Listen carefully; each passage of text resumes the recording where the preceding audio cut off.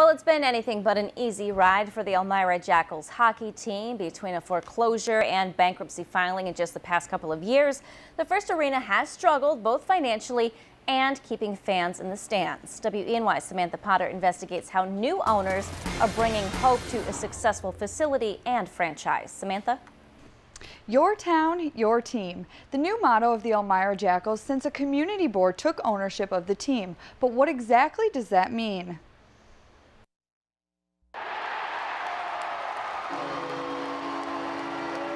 When Nate Cook and Tom Freeman bought the First Arena back in 2013, it came with an added bonus, the Elmira Jackals, an ECHL hockey team. But Cook says the plan all along was to donate the team to the community. That became official in September 2014. Victory Associates LLC donated the team to a group of 30 community members operating under the name Twin Tier Economic Development, a private nonprofit. Part of what people need to understand about, why the donation, what was the reason for doing that? When we set up the private nonprofit, we wanted the private nonprofit to commit long-term to keeping the team in Elmira. Often referred to as the community board, it's made up of local business leaders and elected officials.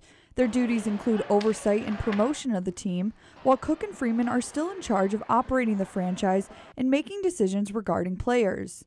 The community board keeps the revenue from suites and ticket sales and pays a percentage to the arena for rent. When it's a community-run team, there's a certain pride that people take in their team. It's your Elmira Jackals team now. But for the past several years, the arena and the team struggled to get people to come to games and other events. But this past season, things seemed to turn around. December 26, 2014, the Jackals had its first sellout game in 3 years. A lot of times when you lose people, hard to get them back, and you got to work at it, and I think that's what the community board's doing. So how did sellout games once again become a reality? It started with the new $1.5 million Jumbotron and Marquee Board, funded by a grant from the Southern Tier Regional Economic Development Council, bringing in additional advertising revenue and giving fans a more interactive game day experience. To think that we have a resource such as that board here in Elmira it's amazing, really. Next came a $1.5 million loan taken out by the community board from Chemung Canal Trust Company, $500,000 to pay past debts to Victory Associates, $450,000 used to reimburse Chemung County for the initial construction of the arena, and the remaining goes towards future expenses for the arena. Part of the agreement between Victory Associates and Twin Tier Economic Development was that the community board would keep the Jackals in Elmira for at least 20 years. But if after 3 years, if the team isn't making any money, the community board could sell the team. If this team doesn't make it, sell the asset to pay down any debt that's incurred. We're not going to try to run something that nobody wants. That's crazy. But Cook doesn't seem to think it's a concern. The 3-year thing is really not an issue anymore. I think, I think we're where we need to be in terms of a sustainable plan, and I think we're just planning for the long term at this point. The community board is utilizing county room tax revenue to pay back that loan.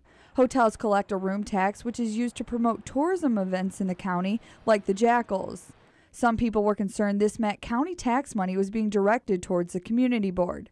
But County Executive Tom Santulli says that's not the case and there's no conflict of interest. This does not impact your property taxes. It never did.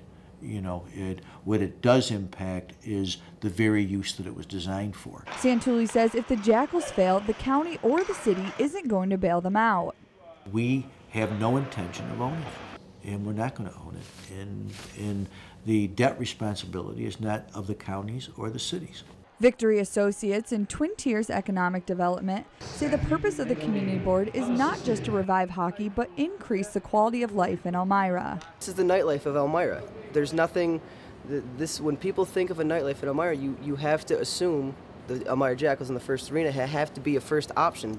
That's what I think needs to happen in Elmira. It used to be back in the day, so there's no reason why that can't happen again.